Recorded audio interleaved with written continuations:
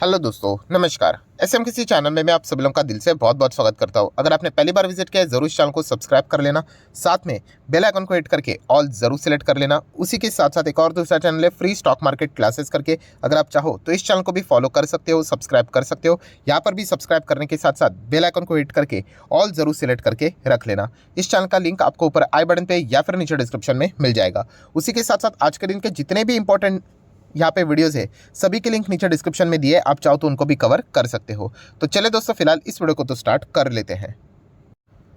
सो दोस्तों, अभी हम लगा चुके हैं बिल्कुल हमारे नॉर्मल स्क्रीन के ऊपर। एंड दोस्तों, आप सभी लोगों को पता है अलग अलग टाइप के रिसर्च रिपोर्ट में आप लोगों के सामने लेकर आते रहता हूँ, जिसके कारण आपका कॉन्फिडेंस यहाँ पे बना रहे। राइट, कॉन्फिडेंस गिराना बहुत ही आसान होता है, बट एक्चुअल में जेन्युइनली ऐसी कोई हवे वाली बात नहीं है। पूरे प्रूफ के साथ सारा डेटा मैं आपके सामने यहाँ पे रख लेता हूँ। एंड एक ऐसा ही बहुत ही रिसर्च रिपोर्ट, शानदार रिपोर्ट अभी मैं आपके सामने यहाँ पे रखने वाला हूँ। अगर आप इस चैनल से जुड़े हुए हो तो इस प्रकार के रिपोर्ट को हम लोगों ने ऑलरेडी एक दो बार देखा है, बट अभी एक और फ्रेश रिपोर्ट हम लोगों के सामने आते हुए देखने को यहाँ पे मिल रहा है। ऐसा क्यों?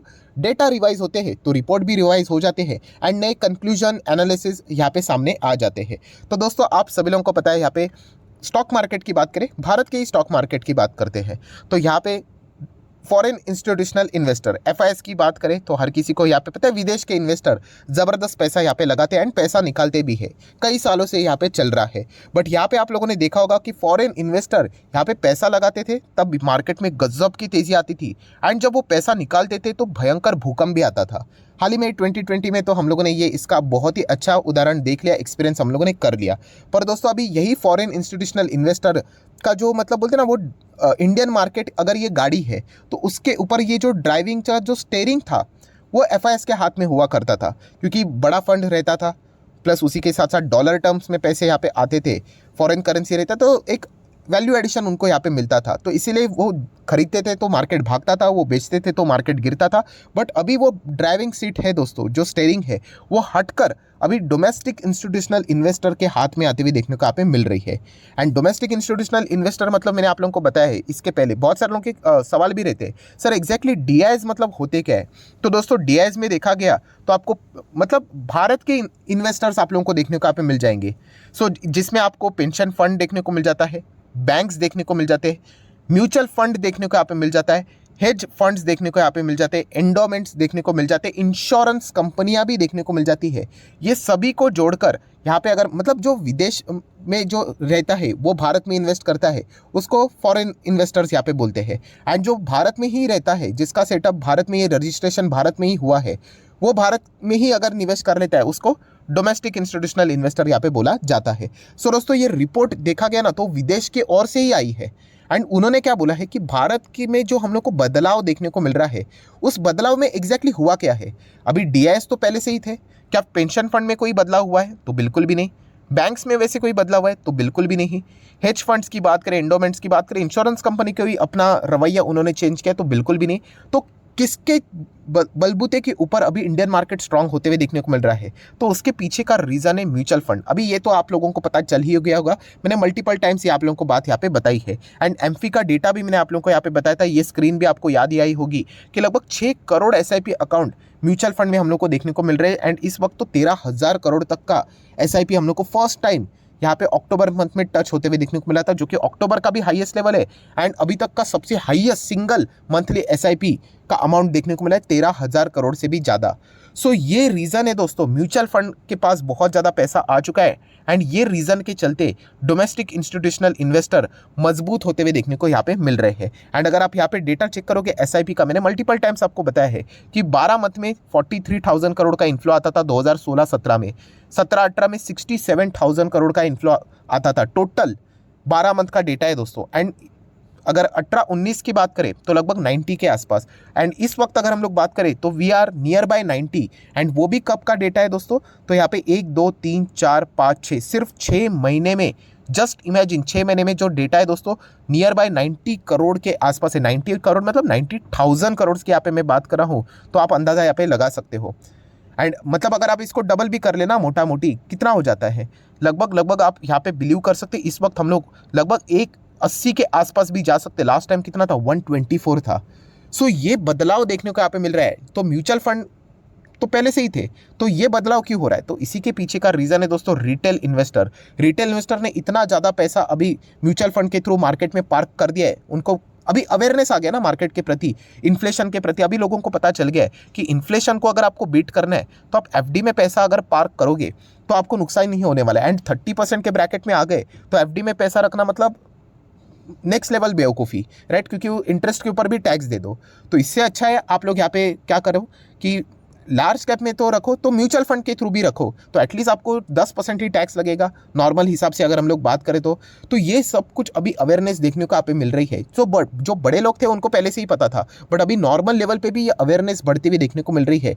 तो यहाँ पे डोमेस्टिक इंस्टीट्यूशनल इन्वेस्टर के हाथ मजबूत किसी ने किए हैं, तो और किसी ने नहीं किए, बल्कि रिटेल इन्वेस्टर ने हाथ मजबूत यहाँ पे किए हैं। एंड ये मल्टीपल डेटाज हम लोग को यहाँ पे एक्सप्लेन करते हैं। अभी कल के दिन भी मैंने वीडियो बनाया था इसके ऊपर, डिटेल वीडियो, कि मर्सिडीज ने भी बोला कि SIP उनका जो यहाँ पे मतलब मार्केट शेयर है वो ईट कर रहा है। मतलब यहाँ पे देखा गया तो लग्जरी कार का कंपटीशन अभी दूसरे लग्जरी गाड़ीज के साथ तो चलता ही था पहले, बट इस वक्त इंडिया में SIP के साथ हम लोगों का कंपटीशन चल रहा है। बहुत सारे लोग, कल का पूरा डेटा आपको पता होगा कि 1500 लोग आते हैं मंथली, अब 15,000 माफ़ कीजिएगा, इंक्वायरी करते हैं लग्जरी गाड़ीज के चलते। एंड देखा गया तो यहाँ पे सिर्फ मतलब 1500 के करीब लोग यहाँ पे इससे रिलेटेड मतलब एक्चुअल बुकिंग या फिर एडवांस स्टॉक यहाँ पे करते हैं। बाकी 13,500 लोगों को हम लोगों ने पूछा तो वो ये बताते ही नहीं, हम लोग SIP कंटिन्यू करना चाहेंगे, बाद में प्लान को पोस्टपोन कर रहे हैं। तो ये जो अवेयरनेस देखने को मिल रही है, तो इसके चलते क्या यहाँ पे हो रहा है कि वो SIP की बात करे, कंटिन्यूटी रखने की बात करे, मार्केट गिरने का इंतजार कर रहे ताकि वो और SIP करे। इसके चलते डोमेस्टिक इंस्टीट्यूशनल इन्वेस्टर मजबूत हो चुके हैं। एंड डोमेस्टिक इंस्टीट्यूशनल इन्वेस्टर मजबूत हो गए, इसके चलते FIS को वो टक्कर दे रहे हैं। एंड FIS की तो बिल्कुल भी नहीं चल रही है। एंड ऐसे बहुत सारी चीज़ें देखने को मिल रही है। 2020 के मंथ में यहाँ पे आप देख सकते हो उन्होंने सिर्फ 4 बार यहाँ पे क्या किया था, बड़ी बिकवाली की थी। किसने? Foreign institutional investor. No doubt यहाँ पे DIS ने भी खरीदने की कोशिश की थी, बट इतनी कैपेसिटी नहीं थी जितना कि अभी हम लोग को देखने को यहाँ पे मिल रहा है। तो यही कारण है दोस्तों, इसके चलते आपने बाद में देखा होगा कि लगातार यहाँ पे FIS ने बाइंग की, उसके बाद लगातार उन्होंने बिकवाली करना ही स्टार्ट कर दिया। अप्रैल 2021 के बाद आप देख सकते हैं लगातार बिकवाली और सिर्फ बिकवाली। 4 मंथ हो गया, 5 हो गया, उसके बाद आप बड़ा बिकवाली स्टार्ट हो गया 2021 से अक्टूबर मंथ से। आप यहाँ पे देख सकते हो 40, 50, 60, 70 हज़ार करोड़, बाप रे बाप। मतलब टोटल कुल मिला के 3 से 4 लाख करोड़ का माल उन्होंने मतलब डंप कर दिया। एंड इतना बड़ा डंप करने के बाद भी मार्केट जो ब्रेक होना चाहिए था, क्रैश होना चाहिए था, वो तो हुआ ही नहीं, क्योंकि साइमल्टेनियसली DIS के पास इतना पैसा आ गया, जितना बेचा उन्होंने 90% पूरा माल उन्होंने यहाँ पे खरीद लिया, 90%। एंड इसी के चलते दोस्तों यहाँ पे जो FIS जो चाहते थे वो यहाँ पे होते हुए देखने को नहीं मिला। मतलब उन्होंने एग्जिट तो ले लिया, बट अभी सारे के सारे अगर आप इंडेक्स को देखोगे तो टॉप लेवल पे ही देखने को मिल रहा है। तो कुछ तो हुआ ही नहीं, फायदा ही नहीं हुआ। तो अल्टीमेटली यहाँ पे हुआ क्या दोस्तों? तो यहाँ पे रिटेल इन्वेस्टर के चलते यहाँ पे FIS लिटरली परेशान होते हुए देखने को मिल रहा है, और ये परेशानी उनकी ग्रो ही हो रही है। ऐसा नहीं कि रिटेल इन्वेस्टर कम हो रहे हैं, इनफैक्ट रिटेल इन्वेस्टर बढ़ते ही जा रहे हैं। डिमैट अकाउंट भी पहले 2 करोड़ हुआ करते थे, अभी कितना है? 10 करोड़ डिमैट अकाउंट हो चुके हैं, उससे भी ज़्यादा। फर्स्ट टाइम ये सारी चीज़ें होते हुए देखने को यहाँ पे मिल रही है। सो यहाँ पे क्या हो रहा है, अल्टीमेटली इंडियन मार्केट का जो कंट्रोल है वो हमारे ही हाथ में अभी आते हुए देखने को यहाँ पे मिल चुका है। एंड इसका मेन रीजन है retail investor. So foreign investor को अभी ये पता चल चुका है कि रिटेल इन्वेस्टर के चलते वो परेशान यहाँ पे हो रहे हैं। तो रिटेल इन्वेस्टर को कैसे कमज़ोर किया जाए, इसकी कोशिश ज़रूर हो सकती है। आप थोड़ा सा FIS की ओर से सोच कर देख लेना, क्योंकि अल्टीमेटली गेम ऐसा ही है ना कि एक कोई बेचेगा दूसरा खरीदेगा, कोई खरीदेगा दूसरा बेचेगा, तभी तो गेम चलेगा। तो रिटेल इन्वेस्टर को कमज़ोर करने का उपाय क्या है दोस्तों? बहुत सिंपल है। रिटेल इन्वेस्टर की सबसे बड़ी कमजोरी क्या है? डर। थोड़ा सा मार्केट तोड़ दीजिए, अभी 18,000 है ना, तोड़ दीजिए मार्केट को, नीचे लेके आ जाइए। अभी कितना है? 18 है ना, ला दीजिए 15,000 तक लाके लगातार बिकवाली कर दीजिए। 15,000। डर गए रिटेल इन्वेस्टर, डेफिनेटली डर गए। मतलब 10, 15, 20% तो भाग ही जाएंगे, वो रुकेंगे ही नहीं। थोड़ा सा और मार्केट को तोड़ दो तो फिर वो भाग ही जाएंगे। तो ये फॉरेन इंस्टीट्यूशनल इन्वेस्टर को ये फॉर्मूला अच्छी तरीके से पता है। तो भविष्य में अगर कभी ऐसी चीज़ हुई तो भाग मत जाना, क्योंकि मैक्सिमम रिटर्न स्टार डर के मारे ही भाग जाते। कोविड 2020 भी हुआ, तभी मैं तो एटलीस्ट था, आप लोगों को मैंने बताया भी था, उसके पहले से ही चैनल है, आज भी चैनल है। क्या हम लोग भागे बीच में? नहीं, सिर्फ अगर होल्ड भी करते तो भी आपका पैसा ऐसे ही 3-4 गुना होने वाला था। एंड अगर बाय ऑन डिप्स करते तो फिर सोचो ही मत। तो ये फॉर्मूला अभी यहाँ पे FIS की ओर से अप्लाई किया जा सकता है कि रिटेल इन्वेस्टर को अगर बीट करना है तो डर का माहौल फैला दिया जाए, मतलब थोड़ा सा मार्केट को तोड़ दिया जाए, तो रिटेल इन्वेस्टर थोड़े से कमजोर पड़ सकते हैं। अगर माहौल ऐसा ही बना रहा, मार्केट हायर लेवल पे चलता रहा, आईपीओ के ऊपर आईपीओ आते रहे, तो रिटेल इन्वेस्टर का पार्टिसिपेशन और आता रहेगा, कॉन्फिडेंस बढ़ता रहेगा। तो अगर आप एक रिटेल इन्वेस्टर हो तो मैं अगेन कहना चाहूंगा दोस्तों, बिल्कुल भी डरने की जरूरत नहीं है। मार्केट है, मार्केट प्लस माइनस होता रहता है। इंडियन मार्केट बिल्कुल कोई खत्म होने वाला नहीं है। इनफैक्ट ये जितना गिरे आपने खुशी होना है, जितना गिरे गिरने दो, तोड़ने दो इनको। अगर आपने अच्छे कंपनीज को सिलेक्ट करके रखा है अपने पोर्टफोलियो में, कोई अच्छी कंपनी कभी भी बर्बाद नहीं होती है। हाँ, वो गिरेगी जरूर, 20%, 30%, 40%। कोविड में तो 50-60% क्रैश हुए थे। रिलायंस इंडस्ट्री 800 रुपये पे, मतलब इतना नीचे आया था।